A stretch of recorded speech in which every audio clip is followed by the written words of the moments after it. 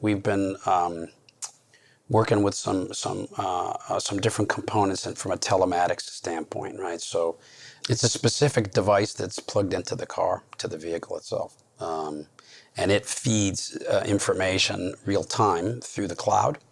And then that information is monitored by us. And when certain triggers events happen, it sends a tripwire to us to let us know that XYZ's happened. I was in Ireland recently, and our Irish operations done some pretty cool stuff with telematics. Traditionally, what is telematics? I give you a little device, you put it in your car, and then I use that information to decide whether you're a good risk or not, and I price you differently. The team in Ireland has done some very different things with it, and they use it on a daily basis to monitor young driver behaviors. And so with this device, first of all, they have the GPS capability to understand where the vehicle is at any one time. They can overlay that then upon mapping technology to understand what road was it. Is it a highway? Is it a city street? Is it a rural street, etc.?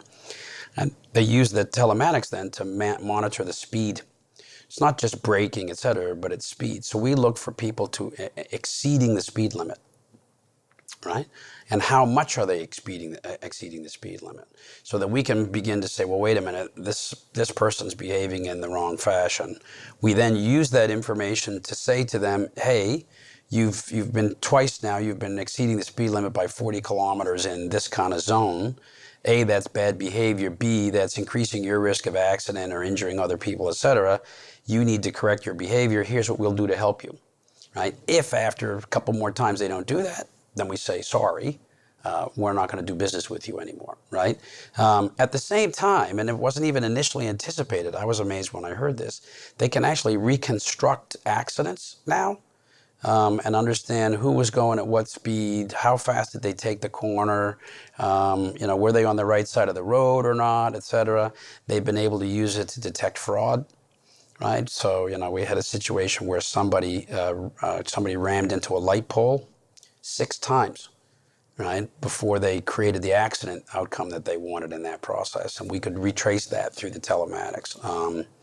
Or we were able to retrace that a couple of people conspired to create an accident, and then somebody came in and claimed medical disability and injuries, etc. And when we then went back and researched it, we discovered that through the telematics, that the vehicle of the injured party was actually at the house of the person who had the accident with them a week before, right, when they clearly, prepared this whole game plan together to create this accident, right? Did an accident happen? Yeah. But it was faked, right? It was orchestrated, and these people had conspired to do it beforehand. So the telematics was an ability for us to be able to go back and say, wait a minute, there's a fraud been committed here. Or in the case of an accident, we've been able to say, well, wait a minute, the guy lost control of the car here.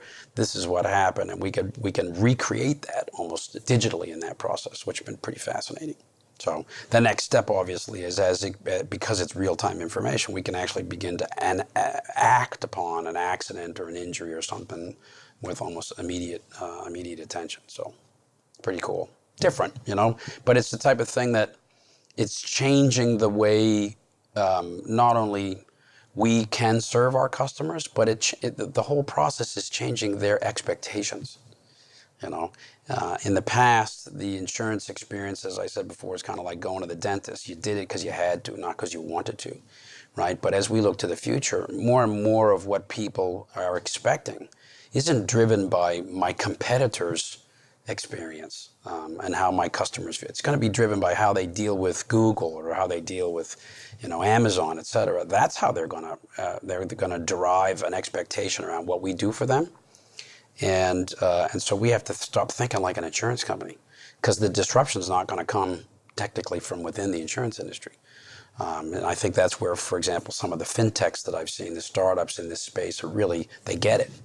They've understood that they're really about the experience. It's really about understanding how to make that more seamless, how to make it more intuitive for customers, and how it leverages an ecosystem environment to ensure that you're getting this truly, terrific experience, regardless of what it is you're transacting, whether you're insuring something, whether you're repairing something, whether you're preventing something, whether you're buying something, etc. And so to us, that's where the real exciting space will be as we go forward. It's rethinking that and appreciating how the customer's best experience is the one that they're going to want us to be able to deliver. And how do we then do that?